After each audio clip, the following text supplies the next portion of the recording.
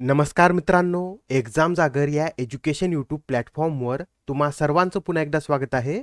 मित्रांनो, या आधीच्या सत्रामध्ये मी तुम्हाला एक प्रश्न विचारला होता आणि प्रश्न काय होता? तर कोणता देश नाटो या संघटनेचा 31वा सदस्य देश बनला आहे? या प्रश्नाचं योग्य उत्तर आहे पर्याय क्रमांक 1 म्हणजेच फिनलँड हा नाटोचा आता 31वा सदस्य बनलेला आहे. आणि मित्रांनो, तुमच्यासाठी जो डेली प्रश्न असतो त्याचं कमेंटमध्ये उत्तर देण्याचा प्रयत्न करत चालत जा. उत्तर चुकलं तरी काय हरकत नाही, कारण ज्यावेळेस तुम्हाला या प्रश्नाचं योग्य उत्तर माहित होतं त्यावेळेस हे प्रश्न तुमच्या दीर्घकाळापर्यंत लक्षात राहतात. तर आता आजच्या सत्राचा पहिला प्रश्न पहा. ACI द्वारे म्हणजेच एअरपोर्ट्स कौन्सिल इंटरनॅशनलद्वारे प्रकाशित 2022 साठीच्या जगातील सर्वात व्यस्त विमानतळाच्या क्रमवारीत कोणत्या विमानतळाने प्रथम स्थान पटकावले आहे? तर आता जगातील सर्वात व्यस्त विमानतळाच्या क्रमवारीमध्ये हार्ट्सफील्ड जॅक्सन अटलांटा या विमानतळाने प्रथम स्थान पटकावलेलं आहे. हे विमानतळ कुठे आहे? तर USA मध्ये आहे. आणि आता सलग दुसऱ्या वर्षी या विमानतळाने जगातील सर्वात व्यस्त विमानतळाच्या यादीमध्ये प्रथम स्थान पटकावलेलं आहे. गेल्या वर्षी म्हणजेच 2022 मध्ये या विमानतळावरून एकूण 93.7 दशलक्ष प्रवाशांनी प्रवास केलेला आहे. यानंतर या यादीमध्ये दुसऱ्या स्थानावर कोणतं विमानतळ आहे? तर USA मधील डलास विमानतळ आहे. तिसऱ्या आणि चौथ्या क्रमांकावर देखील USA मधीलच विमानतळ आहेत आणि त्यांची नावे काय आहेत? तर तिसऱ्यावर डेन्व्हर आणि चौथ्या क्रमांकावर शिकागो ओआरए हे विमानतळ आहे. पाचव्या क्रमांकावर UAE मधील दुबई इंटरनॅशनल एअरपोर्ट आहे. सहाव्यावर लॉस एंजेलिस विमानतळ आहे. सातव्यावर इस्तंबूल एअरपोर्ट आहे. आठव्या क्रमांकावर UK मधील हिथ्रो एअरपोर्ट्स आहे. तर नवव्या क्रमांकावर आपल्या भारतातील इंदिरा गांधी इंटरनॅशनल एअरपोर्ट हे विमानतळ आहे. आणि आपल्या भारतातील इंदिरा गांधी इंटरनॅशनल एअरपोर्टवरून 2022 मध्ये एकूण 59.5 दशलक्ष प्रवाशांनी प्रवास केलेला आहे. आणि आता 10व्या क्रमांकावर यामध्ये कोणतं विमानतळ आहे? तर फ्रान्समधील Paris Charles de Gaulle airports हे यामध्ये 10व्या क्रमांकावर आहे. आता प्रश्न क्रमांक दुसरा पहा. खालीलपैकी कोणत्या देशाने युक्रेनियन राष्ट्रपती व्होलोडोमिर झेलेन्स्की यांना the order of the white eagle या पुरस्काराने सन्मानित केला आहे? कोणता पुरस्कार आहे?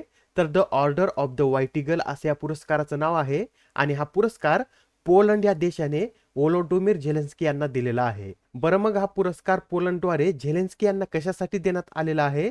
तर पोलंड आणि युक्रेनमधील संबंध मजबूत करण्यासाठी, सुरक्षेला प्रोत्साहन देण्यासाठी आणि मानवी हक्कांचे संरक्षण करण्यासाठी झेलेन्स्की यांना पोलंडमधील या सर्वात प्रतिष्ठित पुरस्काराने सन्मानित करण्यात आलेला आहे. याआधी सुद्धा काही महत्त्वाचे पुरस्कार देण्यात आलेले आहेत, ते सुद्धा एकदा रिवाइज करून घेऊया. तर पहा, डॉक्टर अशोक केळकर मराठी भाषा अभ्यासक पुरस्कार डॉक्टर विठ्ठल वाघ यांना देण्यात आलेला आहे. कविवर्य मंगेश पाडगावकर मराठी भाषा संवर्धक पुरस्कार दत्ता भोसले यांना देण्यात आलेला आहे.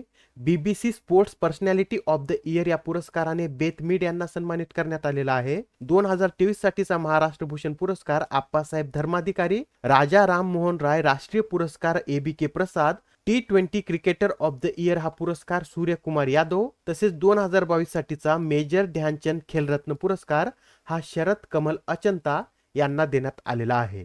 आता प्रश्न क्रमांक तिसरा पहा. 2022-23 या वित्त वर्षात सर्वाधिक GI टॅग कोणत्या राज्यातील उत्पादनाला देण्यात आले आहेत? तर आता नुकतीच GI रजिस्ट्रीद्वारे ही माहिती प्रकाशित करण्यात आलेली आहे. या माहितीनुसार 2022-23 या वित्त वर्षामध्ये सर्वाधिक GI टॅग हे केरळ राज्यातील उत्पादनाला देण्यात आलेले आहेत. आता केरळ राज्यामधील कोणकोणती उत्पादन आहेत ज्यांना 2022-23 मध्ये GI टॅग देण्यात आलेला आहे? तर लक्षात राहू द्या. अटपाटी अट्टू कोंबू आवरा म्हणजेच बीन्स, अटपाटी थुवारा म्हणजे लाल हरभरा, ओनाटू कारा इल्लू म्हणजे तीळ, कंतालूर वट्टावडा वेलुथुली म्हणजे लसूण आणि कोडुंगोलरू पोट्टुवेलारी म्हणजे स्नॅप खरबूज या केरळच्या उत्पादनाला GI टॅग देण्यात आलेला आहे. तसेच या GI रजिस्ट्रीच्या माहितीनुसार एप्रिल 2022 ते मार्च 2023 पर्यंत एकूण 12 उत्पादनांना GI टॅग देण्यात आलेला आहे. त्यापैकी 2 उत्पादने ही परदेशी आहेत. आणि ती परदेशी उत्पादने कोणती आहेत? तर त्यामध्ये स्पेनमधील एका ब्रँडीचा समावेश आहे ज्याला ब्रँडी डी झेरेस असं म्हणतात. तर इटलीतील प्रोहोलोन वडपालाना या उत्पादनाला सुद्धा GI टॅग देण्यात आलेला आहे. याबरोबरच 2022-23 मध्ये जी GI टॅग मिळालेली इतर उत्पादने आहेत ती सुद्धा आपण पाहून घेऊया. तर पहा, यामधील आसाममधील गामोसा, बिहारमधील मिथिला मखाना, महाराष्ट्रातील अलिबाग येथील पांढरा कांदा, तेलंगणातील तंदूर रेड ग्राम आणि लडाखमधील रक्तसे कार्पो खुबानी म्हणजेच करपो जर्दाळू याला GI टॅग देण्यात आलेला आहे. आता हा जो करपा जर्दाळू आहे हा GI टॅग मिळवणार लडाखमधील पहिलंच उत्पादन आहे, हे सुद्धा लक्षात राहू द्या, अत्यंत महत्त्वाचा पॉईंट आहे. आणि आता प्रश्न क्रमांक 14 पहा. नॅशनल रायफल्स असोसिएशन ऑफ इंडियाचे नवीन अध्यक्ष म्हणून कोणाची नियुक्ती करण्यात आली आहे? तर नुकतीच आता नॅशनल रायफल असोसिएशन ऑफ इंडियाचे अध्यक्ष म्हणून कालिकेश नारायण सिंहदेव यांची नियुक्ती करण्यात आलेली आहे. याआधी या NRAI चे अध्यक्ष कोण होते? तर रनिंदर सिंग हे अध्यक्ष होते. पण नुकतेच आता क्रीडा मंत्रालयाद्वारे एक नोटिफिकेशन जारी करण्यात आलेलं आहे. त्यानुसार कोणत्याही राष्ट्रीय क्रीडा महासंघाचे अध्यक्ष हे 12 वर्षांपेक्षा जास्त काळ या पदावर राहू शकत नाहीत.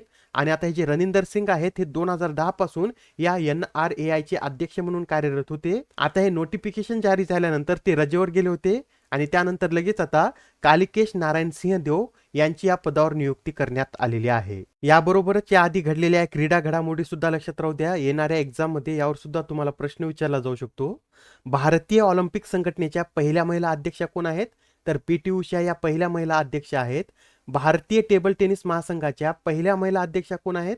मेघना अहलावत या भारतीय टेबल टेनिस महासंघटनेच्या पहिल्या महिला अध्यक्ष आहेत. आणि आंतरराष्ट्रीय टेबल टेनिस महासंघाच्या ॲथलीट्स कमिशनसाठी निवड झालेले पहिले भारतीय खेळाडू कोण ठरले होते? तर शरद कमल अचंता हे आंतरराष्ट्रीय टेबल टेनिस महासंघाच्या ॲथलीट्स कमिशनसाठी निवड झालेले पहिले भारतीय खेळाडू ठरले होते. आणि तसेच शरद कमल अचंता यांना 2022 साठीचा मेजर ध्यानचंद खेलरत्न पुरस्कार सुद्धा देण्यात आलेला आहे. आता प्रश्न क्रमांक 5 पहा. शहरातील उष्णतेचा प्रभाव कमी करण्यासाठी कूल रूफ पॉलिसी लॉन्च करणारे पहिले राज्य कोणते आहे? तर आता शहरातील उष्णतेचा प्रभाव कमी करण्यासाठी कूल रूफ पॉलिसी लॉन्च करणारे तेलंगणा हे देशातील पहिलं राज्य ठरलेलं आहे. आणि आता या पॉलिसी अंतर्गत अशा प्रकारची घरांची छते निर्माण करण्यात येणार आहेत की ज्या छतांद्वारे कमीत कमी सूर्यप्रकाश शोषला जावा आणि यामुळे काय होईल तर घर थंड राहण्यामध्ये मदत होईल आणि घर थंड राहिल्यामुळे विजेची देखील बचत होणार आहे. आता इथे तेलंगणा या राज्याविषयी बोललेलं आहे. तर तेलंगणाविषयी थोडक्यात आपण माहिती पाहूया. तर पहा, तेलंगणा राज्याची स्थापना 2 जून 2014 मध्ये झालेली आहे. तेलंगणाची राजधानी हैदराबाद आहे. सध्या राज्यपाल कोण आहेत? तर T सौंदरराजन या तेलंगणाच्या राज्यपाल आहेत. मुख्यमंत्री K चंद्रशेखर राव आहेत. आणि तेलंगणामध्ये किती नॅशनल पार्क आहेत? तर 3 नॅशनल पार्क आहेत. आणि ते कोणकोणते? तर Mahavir Harina Vanasthali National Park, Mrugavani National Park आणि कासू ब्रह्मानंद रेड्डी नॅशनल पार्क हे तेलंगणा या राज्यामध्ये स्थित आहे. आता प्रश्न क्रमांक 6 पहा. राज्यातील अनाथ मुलांना शिक्षण व शासकीय नोकऱ्यांमध्ये 1% आरक्षण लागू करण्याचा निर्णय कधी घेण्यात आला होता?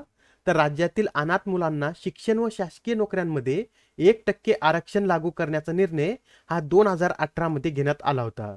आणि आता हा निर्णय सध्या चर्चेमध्ये का आहे? तर नुकताच आता महाराष्ट्र राज्य सरकारने एक शासन आदेश जारी केलेला आहे.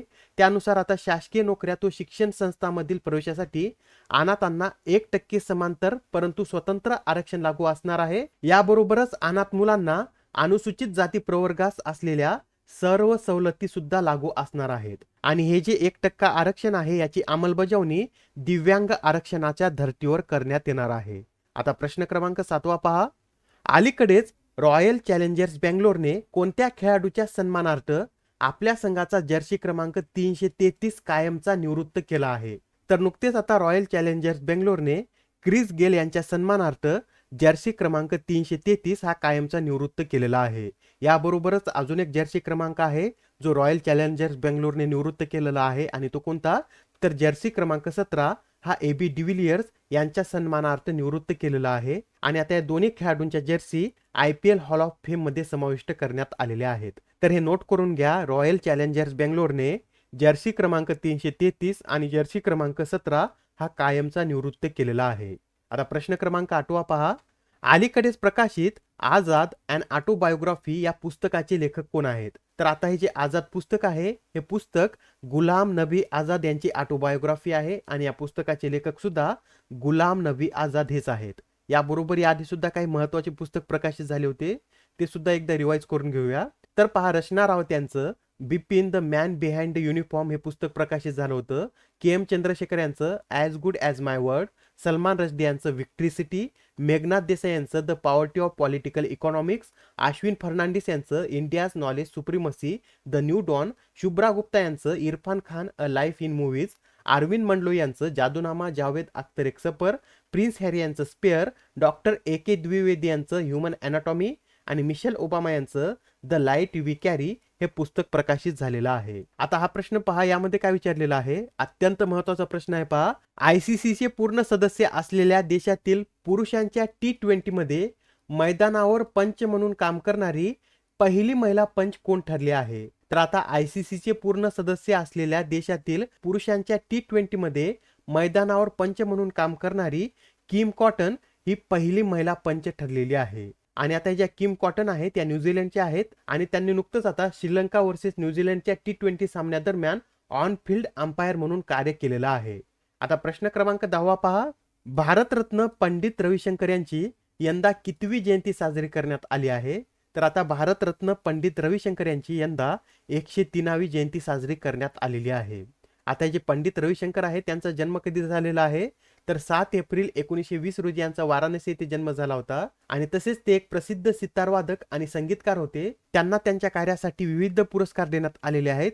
त्यापैकी भारत सरकारद्वारे त्यांना 1967 मध्ये पद्मभूषण, 1981 मध्ये पद्मविभूषण तर 1999 मध्ये भारतरत्न या सर्वोच्च पुरस्काराने सन्मानित करण्यात आलं होतं. आणि आता आजच्या सत्रामधील तुमच्यासाठीचा प्रश्न पहा. राज्यातील उच्च शिक्षणाचा दर्जा वाढवण्यासाठी NAC आणि NBA या संस्थेमार्फत करण्यात येणाऱ्या महाविद्यालयांच्या मूल्यांकनाकरिता कोणती योजना सुरू करण्यात आली आहे?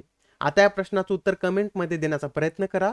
उत्तर चुकलं तरी काय हरकत नाही, कारण ज्यावेळेस तुम्हाला या प्रश्नाचं योग्य उत्तर माहित होतं त्यावेळेस हे प्रश्न तुमच्या दीर्घकाळापर्यंत लक्षात राहतात.